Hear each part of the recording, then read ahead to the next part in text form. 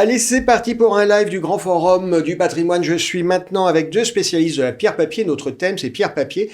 Y a-t-il encore des opportunités en France? Pour en parler, je suis avec Alexandre Claudet. Alexandre, bonjour. Bonjour Frédéric. Alexandre, vous êtes le président d'Estiam. Et puis à vos côtés, Rémi Bourgeon. Rémi, bonjour. Bonjour Frédéric. Vous êtes le président d'Aldéran, donc deux fournisseurs de SCPI. Vous faites des produits français. Vous allez nous expliquer pourquoi il y a suffisamment de grains à moudre sur le marché français.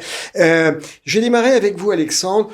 Est-ce qu'on peut encore se permettre d'investir que en France quand on est un investisseur français en SCPI? Oui, absolument, même s'il peut y avoir un intérêt à diversifier en Europe. Mais le marché français est suffisamment profond et diversifié pour qu'on reste en France. Il faut savoir qu'en Europe, il y a 3 grands marchés. La Grande-Bretagne, que je laisse de côté, on investit. C'est compliqué en ce moment, la Grande-Bretagne. Ça peut être un petit peu plus compliqué. L'Allemagne, près de 60 milliards d'investissements. La France, près de 40, en tout cas en période hors Covid. Et tous les autres sont très loin derrière. Il y en a 3 ou 4 un petit peu au-dessus de 10 milliards.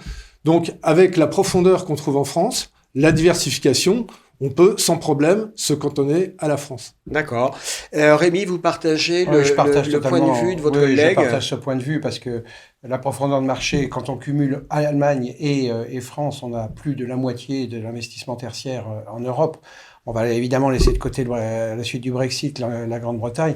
Après, bien sûr, quand il y a des opportunités, il faut les saisir. J'éviterai malgré tout de rajouter du risque au risque. D'accord. Et je resterai en zone euro dans cette hypothèse d'une acquisition sur des produits européens. Ok. Vous nous dites l'un et l'autre, il y a des opportunités en France. Alors, on va vous prendre au mot un exemple très concret d'un actif que vous avez rentré en portefeuille ou sur lequel vous apprêtez à faire une offre. Très concrètement, qu'est-ce qu'un actif que vous avez vu récemment et dont vous dites, c'est une belle pépite?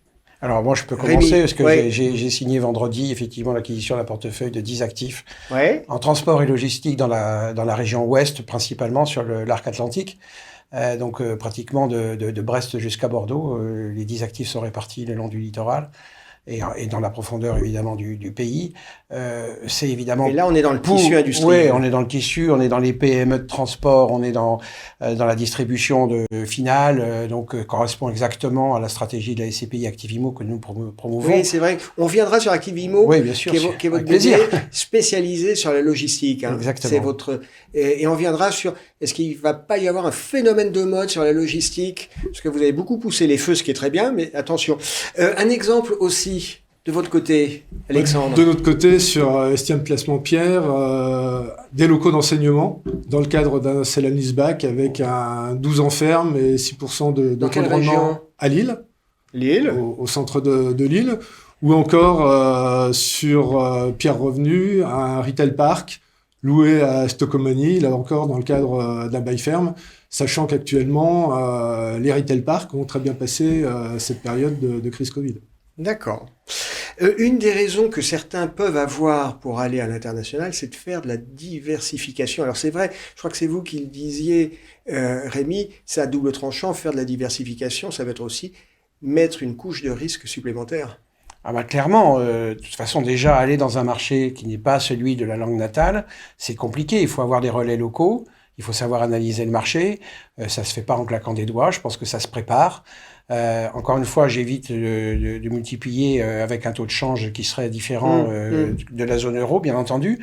Mais c'est vrai que ça prend du temps. Voilà, ça prend du temps, ça prend des moyens humains. Donc, il faut réfléchir à tout ça, alors que notre marché offre encore beaucoup de perspectives. C'est clair. Mais Alexandre, quand on veut mettre de la diversification, alors votre martingale, c'est quoi? Le conseil que vous donnez aux investisseurs et aux partenaires CGP pour justement travailler la diversification? Alors, il y a toutes sortes de diversification. Moi, je veux quand même revenir un moment sur l'Europe, puisque on a quelques actifs européens dans nos SCPI. On les a achetés, c'est essentiellement de l'hôtellerie, à des exploitants qu'on connaissait. En fait, la difficulté d'aller en Europe, c'est que quand on descend de l'avion, on n'est pas forcément le meilleur acheteur. Donc, il faut soit être représenté sur place par une filiale, soit par des gens qui ont une forme d'exclusivité ou alors qui vont gérer les actifs. Donc, effectivement, aller en Europe, juste pour aller en Europe, ça me paraît pas suffisant. Ça peut pas être une fin en soi. Absolument. Après, en termes de diversification, là encore, je pense qu'il y a des bases à respecter en immobilier d'entreprise. C'est-à-dire que de la même manière où lorsque vous allez construire un portefeuille de valeurs mobilières, vous allez forcément représenter de façon un peu importante les États-Unis et l'Europe. Eh bien, en France, il faut savoir que le bureau, ça représente 2/3 ou 70% des transactions. Ouais. Le commerce, 10 à 15%. La logistique, je me tourne vers Rémi, mais je crois qu'on a dépassé à peu près les 10% aujourd'hui. Absolument. Et je pense que quand on construit un portefeuille, il faut rester relativement proche de cette répartition. Après, en fonction du contexte, on va pouvoir aller sous-pondérer ou surpondérer et puis ajouter des touches un petit peu plus spécifiques comme l'hôtellerie, la santé ou cette typologie d'actifs. J'aimerais qu'on vienne sur les actifs que vous évoquiez. Vous dites on a des actifs en Allemagne qu'on a achetés, j'ai l'impression un peu de manière un peu opportuniste parce que vous connaissiez l'entreprise ou vous connaissez l'activité. Et là vous dites là on est confort parce qu'on connaît l'actif, mais prendre sa valise, son avion ou son train pour débarquer dans un land allemand, c'est un petit peu risqué. C'est quoi ces actifs que vous avez pu acheter en Allemagne? Alors typiquement, nous, ce sont des châteaux formes, puisqu'on travaille déjà avec cette entreprise en France. Donc on est sur des actifs de séminaires. Mais c'est vrai qu'aujourd'hui, aller en Allemagne, par exemple, qui est le plus grand marché, c'est pas forcément évident. Déjà, il faut savoir que les taux prime sont plus bas qu'en France. Également donc qu'il faut trouver des relais, qu'en général ça a des coûts supplémentaires. Il faut savoir que les coûts ils sont aussi payés par les associés. Bien sûr. Donc tout ça, ça me fait pas dire qu'il ne faut pas y aller, mais il faut que l'intérêt. C'est pas aussi simple que ça. C'est pas une panacée universelle. Voilà, il faut que l'intérêt qu'on va gagner à aller en Europe soit réel pour l'associé.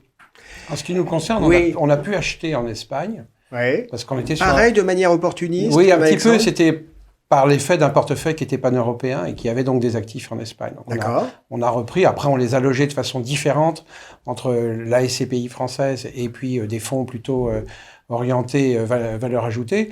Mais pour revenir sur la diversification, un des éléments de diversification, c'est aussi le mode d'investissement. C'est-à-dire que vous n'êtes pas toujours obligé de n'investir que pour du revenu. Certes, on peut investir de l'épargne, on en atteint un revenu régulier, trimestriel, c'est tout l'intérêt des SCPI. Mais on peut aussi, si on a un petit côté, un peu d'argent, c'est vrai, mais en étant averti, mais un peu de fibre entrepreneuriale, essayer d'aller chercher plutôt de la plus-value à terme auprès d'opérateurs qui savent gérer ce genre de choses, dont nous sommes. D'accord. Vous évoquez l'hypothèse du démembrement. Alors ça, c'est sur les parts. Mais c'est sur les produits eux-mêmes immobiliers qu'on peut acheter. D'accord. Qui sont pas forcément destinés à des SCPI, là, en l'occurrence. J'aimerais qu'on aborde une autre question, c'est un peu la question du phénomène de mode. C'est vrai que je le disais depuis 2 ou 3 ans, il est de bon ton de dire, oui, il faut investir à l'international. Côté Aldéran, depuis quelque temps, on vous entend beaucoup promouvoir, et c'est bien parce qu'il y a des opportunités, la logistique. Est-ce que vous ne craignez pas que vos confrères concurrents s'engouffrent et que ça devienne un peu un phénomène de mode? D'abord, c'est déjà le cas. Il ne faut pas croire que Activimo est la seule SCPI. D'accord. C'est la seule SCPI à thème locaux d'activité et bâtiments logistiques, mais c'est pas la seule SCPI qui achète des bâtiments de cette nature. Donc, il y a déjà une concurrence.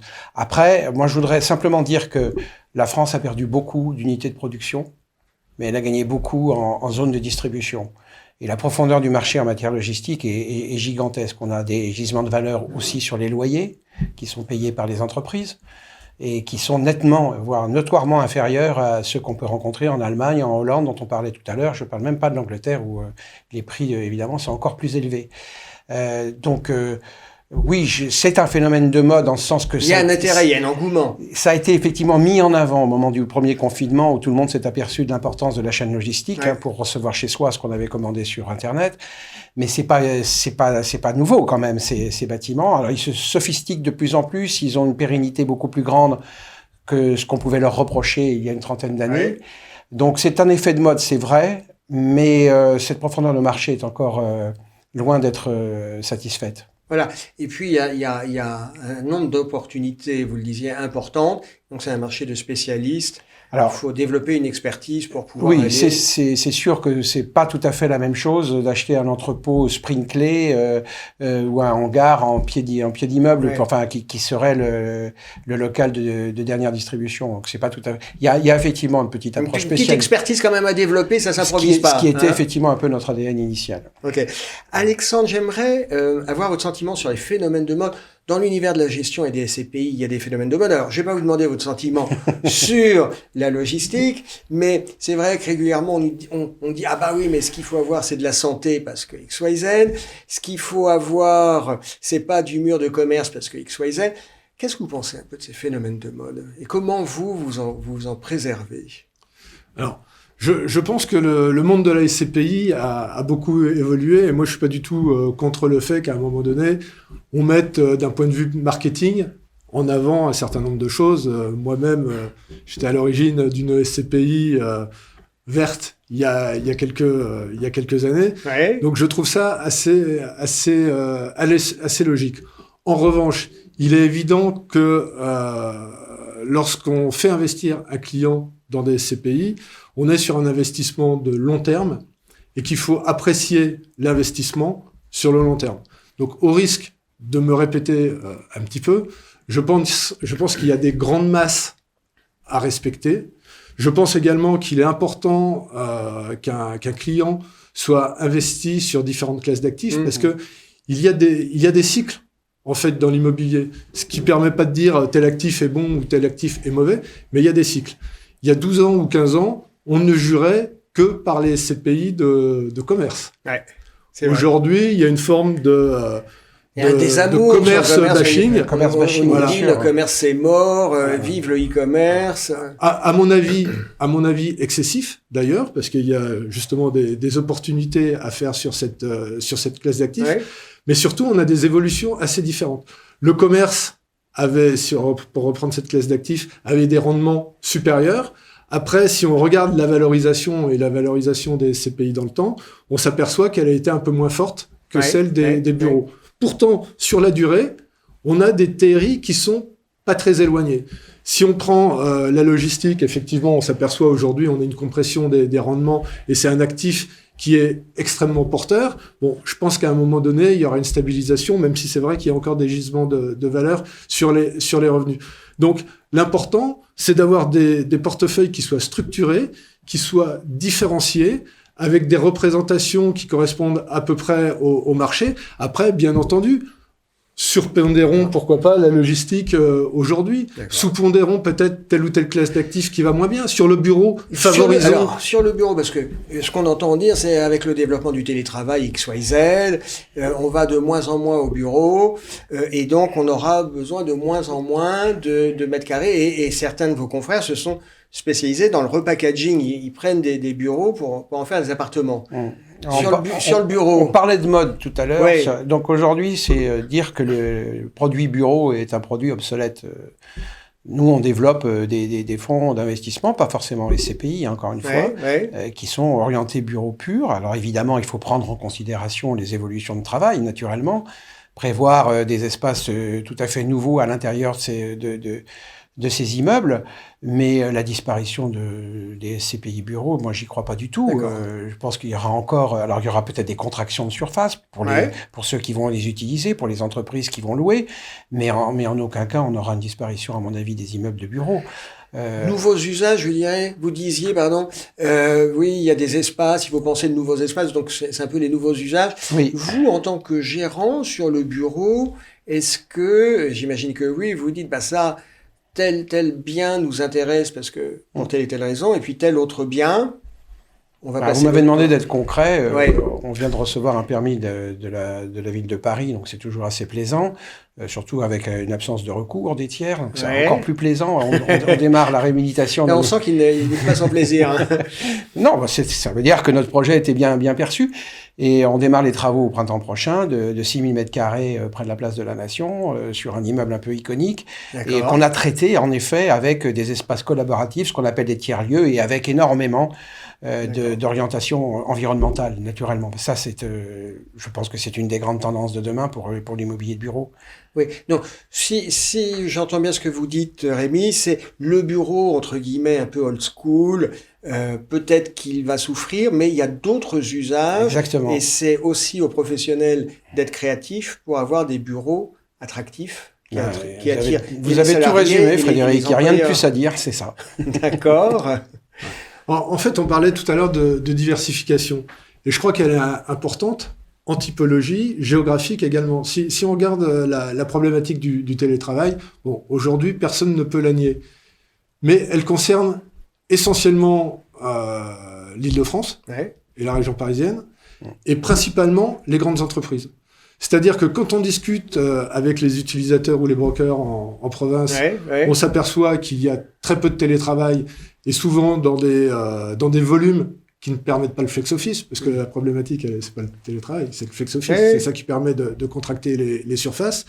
Et en Île-de-France, c'est la même chose. Tous les locaux qui sont loués à des PME, on voit pas de problématique. Il y a 75% des chefs d'entreprise de PME qui sont contre, on va dire, peu favorables au télétravail. Donc effectivement, on n'a pas de réduction de surface, et c'est le marché le plus dynamique actuellement. Et même, il y a un effet, je vous rejoins totalement, c'est qu'on s'aperçoit que la surface moyenne qui est prise à bail par ces entreprises, elle est un petit peu plus importante, parce qu'il y a souvent création donc de surfaces spécifiques pour favoriser en fait les fameux les nouveaux échanges. Usages. Hein. Fameux nouveaux usages. Et les salles de même, détente, les salles de rencontre. Même les opérations de coworking qu'on a connues avec un poste de travail pour 5 mètres carrés, ou plus exactement une personne pour 5 mètres carrés, je pense que ça c'est derrière nous en revanche, parce qu'à cause du côté sanitaire qu'on a tous en tête, aujourd'hui, on veut tous avoir au moins 8 à 10 mètres carrés d'espace, quoi. Donc, la contraction, elle se fait un peu par le télétravail et le flex-office, mais elle est presque compensée par le fait qu'on souhaite avoir plus d'espace. Dans ces espaces, on va pouvoir échanger, on va pouvoir travailler différemment, on va pouvoir se mettre dans un coin, être à deux, à faire une réunion informelle, mais le lieu de travail reste un lieu d'échange, et on peut pas tout faire en visio. Exactement. Oui, le télétravail, c'est bien, mais il y a une perte un peu de la culture de l'entreprise et du savoir, et tout ne peut pas se faire que il y a tout l'informel de la rencontre. Est-ce qu'on peut revenir sur un point que vous évoquiez l'un et l'autre? Alors, c'est venu un peu comme ça dans la conversation. Vous disiez, nous, on a des actifs en Allemagne, mais on les a achetés un petit peu par opportunité. Vous avez des actifs en Espagne. Exactement. Est-ce que l'un et l'autre, pour vos maisons respectives, Alderan et Escam, vous avez des ambitions à l'international? Alors, pour ce qui concerne Alderan, je pense qu'on ira sur le marché européen en zone euro. D'accord. Je peux pas dire aujourd'hui quand, mais on s'y prépare. Parce qu'effectivement, il faut avoir une vision un peu plus élargie, même si, comme je l'expliquais tout à l'heure, il y a une belle profondeur de marché sur notre territoire. Il faut pas s'affranchir d'opportunités qu'on pourrait découvrir. D'accord. Voilà. Alors après, ça va être... Faut y aller, mais sans courir. Voilà. Et puis des acquisitions ponctuelles, réfléchies, en ayant peut-être mis en place une organisation locale. Ce qu'on a en Espagne qui explique pourquoi on a acheté. Mais il faut avoir des relais locaux pour être sûr de ne pas faire de bêtises, de savoir analyser évidemment la législation locale. Mais je pense que oui, bien sûr, on ira en Europe. Quand vous dites on s'y prépare, ça veut dire on s'y prépare en termes de ressources humaines. Tout à fait. Et puis qui dit recrutement, dit budget, donc dit le nerf de la guerre, la trésorerie nécessaire. Exactement. Ok, donc ça, vous y travaillez. On y travaille doucement. Sans précipitation. Sans précipitation. On a bien compris que vous étiez sur une logique un peu ce qu'on appelle une gestion de bon père de famille, en disant les phénomènes de mode, ça va passer, nous on trace notre chemin, mais quand même vous y pensez. Absolument, oui, ça fait partie des voies de développement. Ok, chez Estiam. Alors, je vais être peu original, mais effectivement, nous c'est un peu la même chose. Donc on est déjà présent, on l'a dit, en Allemagne, un petit peu aussi en Belgique et au Luxembourg. On va continuer à court terme un développement relativement modeste sur la zone euro. Et l'idée, c'est de pouvoir être un petit peu plus présent dans les mois qui viendront, et pourquoi pas de façon plus importante sur un véhicule SCPI. De façon plus importante sur un véhicule des SCPI qui existe déjà ou qui serait un lancement? Là, je vous en demande beaucoup. C'est en cours de discussion, mais effectivement, pour pas se le cacher, c'est vrai qu'il peut y avoir des avantages d'un point de vue fiscal à concentrer l'investissement sur une SCPI européenne, en tout cas sur certains pays. Et l'idée, c'est d'aller dans cette direction. D'accord, c'est clair. Est-ce que vous vouliez compléter? Non, Rémi. j'ai rien de plus à ajouter sur D'accord. le fait que la prudence s'impose dès l'instant qu'on sort de nos frontières pour des raisons qui sont évidentes. Oui, il ne s'agit pas de Voilà. juste d'aller acheter des actifs comme ça pour dire on a de l'Allemagne ou de la Bulgarie. Encore faut-il que ça tienne la route. Hein. Exactement. On Comme est toujours, d'accord. respecter les fondamentaux. Est-ce qu'on peut parler un peu de comment ça se vend et comment ça s'achète, les SCPI, en termes un peu d'allocation? Vous, quelles seraient vos préconisations? Je reformule ma question. Quel poids, selon vous, on doit consacrer au SCPI dans un portefeuille quand on a un investisseur, un particulier? Alors, vous évitez de me dire 100%, hein, puis On va certainement pas dire ça. Voilà. Alors, Et puis vous argumentez sur tout ce qui est intéressant, c'est comment vous arrivez à... Et Alors, qui se lance, Rémi? ouais, je vais commencer un portefeuille patrimonial immobilier. Il commence d'abord par sa résidence principale. D'accord. Voilà. Moi, je conseille d'abord de commencer par ça. C'est un des meilleurs placements fiscaux qu'on puisse avoir. On va l'oublier. À la revente, on est quand même exonéré. Enfin, jusqu'à plus ample informé. Oui, pour le moment, en tout cas. Voilà. Même s'il y a eu déjà des tentatives sur le sujet. Après, avoir de l'immobilier en direct, on sait ce que ça représente en investissement en gestion, mais il y a des gens qui aiment ça, finalement, acheter un appartement qu'ils louent. Ouais, faut aimer, hein, quand même. Hein. Oui, mais finalement, il y en a beaucoup, grâce aussi aux lois de défiscalisation qui aident les promoteurs à lancer ces programmes. Et puis, bien sûr, il y a l'investissement indirect, et notamment la pierre papier. Et moi, je considère que dans un portefeuille un peu idyllique, il y aurait un tiers d'immobilier. Au sens large. Au C'est sens aussi bien large, direct oui. qu'indirect.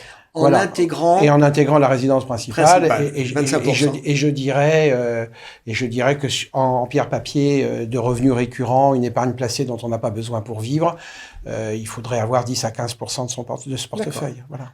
Un tiers sur l'immobilier, tout inclus, le direct, l'indirect, dont la résidence Exactement. principale. Ok, c'est très clair, avec des possibilités, on l'évoquait tout à l'heure, de démembrement, quand on n'a pas besoin de revenus supplémentaires tout de suite. Exactement. Et qui permettent effectivement de prendre date pour plus tard. Ça, c'est l'effet de levier supplémentaire. Et ça donne l'effet de levier supplémentaire sans alourdir la fiscalité. Même question, Alexandre. Bah écoutez, c'est difficile d'être plus complet. Je crois que c'était très clair. Désolé, Alexandre. Je crois qu'il y a rien à Mais ajouter. si vous aviez commencé, c'est moi encore. Je suis entièrement d'accord. Pas grand chose à dire. Vous intégrez, vous aussi, vous considérez que la résidence principale fait partie de l'immobilier, du patrimoine immobilier? Oui, bien sûr, elle fait partie du patrimoine. Après, elle a un statut un peu à part. Mais dans le contexte qu'on connaît aujourd'hui, avec des retraites qui seront réduites, effectivement, je considère que c'est une bonne chose de commencer par privilégier la résidence principale. Est-ce qu'on peut, toujours dans cette problématique de construction de portefeuille, parler, si demain je suis tenté de faire du démembrement, parce que je n'ai pas besoin de revenus tout de suite, et puis il y a un petit levier, surtout si j'utilise du crédit. C'est quoi, selon vous, Alexandre, la bonne répartition sur les différentes classes d'actifs SCPI que vous préconisez? Qu'est-ce qui vous semble raisonnable entre bureau, logistique, commerce, résidentiel, santé? Alors, sur la typologie d'actifs, bon, j'ai déjà répondu tout à l'heure, je pense qu'il faut respecter les grandes masses. De la répétition. Mais j'ajouterais certains points. Je pense que il faut respecter aussi les fondamentaux des SCPI, et je pense qu'il faut trouver un équilibre entre des SCPI en vitesse de croisière et peut-être des SCPI un petit peu plus jeunes qui vont booster leurs résultats parce qu'elles seront évolutives. En général, c'est une performance qu'elles pourront pas garder sur la durée, et donc qui présente un petit peu plus de risques. Un point que je voudrais dire, c'est qu'aujourd'hui, quand on achète un actif en immobilier d'entreprise, on va être, on recherche quand même un peu de rendement, entre 5 et 6,5 peut-être. Au-delà, il y a une part de risque importante, et en dessous, on a du mal à répondre aux objectifs de la SCPI. Vous achetez un actif à 6%, vous avez, en moyenne, 10% de frais de souscription. Déjà, vous êtes à 5,40 une fois que vous avez placé les 90%. Et puis, quand vous retirez les 25% de charges en vitesse de croisière, c'est à peu près ça, ben, votre 5,40, il devient 4,05. 4,05, c'est le rendement théorique d'une SCPI. Tiens, d'ailleurs, je crois que c'est à peu près le rendement des SCPI l'année dernière. C'est le rendement de 2021. Voilà. Vous rajoutez un petit peu de levier allez, vous allez monter un peu. Vous avez une SCPI qui collecte beaucoup par rapport à sa CAPI. Vous allez réussir à être un peu rélutif au départ, ce qui fait que vous allez être plus proche des 5 que des 4. Mais une SCPI, voilà, son rendement normal, entre guillemets, ça va être entre 4 et 5%. Donc après, il faut vraiment rechercher cette répartition entre les différentes classes d'actifs et respecter les fondamentaux que sont la diversification, que sont les réserves. Et je parle pas que du report à nouveau, hein, on entend parler même de façon assez importante du décret tertiaire aujourd'hui. C'est pas inutile de regarder la PGE des CPI, enfin la provision pour gros entretiens. Voilà, ça doit être des éléments qui contribuent à la constitution du portefeuille. Rémi, j'aimerais vous faire réagir. Alors, pareil, même chose, la structure, la diversification qui vous semble le mieux, la plus adaptée, et on évite bien sûr de dire 100% en logistique, mais ce que disait Alexandre, c'est intéressant, c'est-à-dire qu'il y a une diversification qui est aussi en termes de, je serais tenté de dire, de cycle de vie.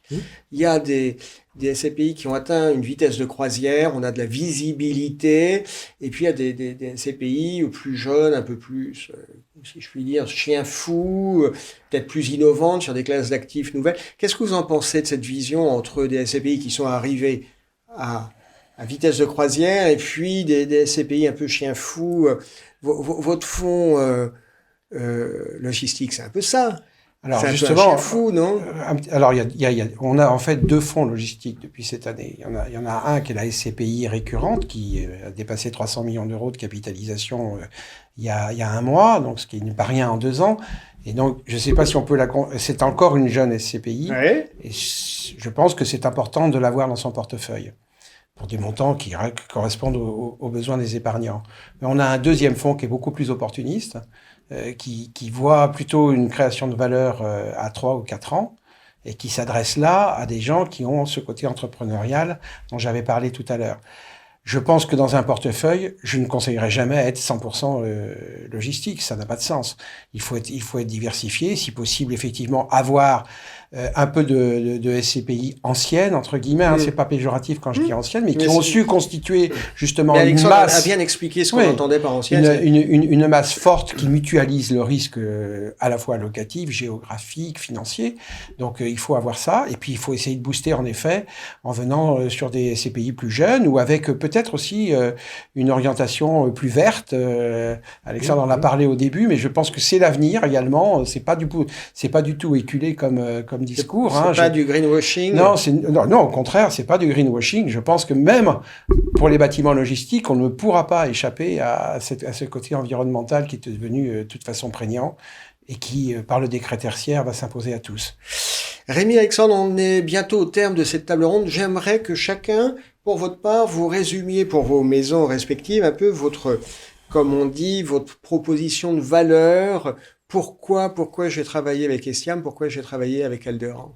Je vais laisser Alexandre démarrer parce que ça va me permettre de réfléchir un peu pour le bon message. Alors nous, on a trois SCPI qui sont cœur de gamme. On a Estiam Placement Pierre qui est une diversifiée avec une majeure bureau, puisqu'on a 80% de bureaux.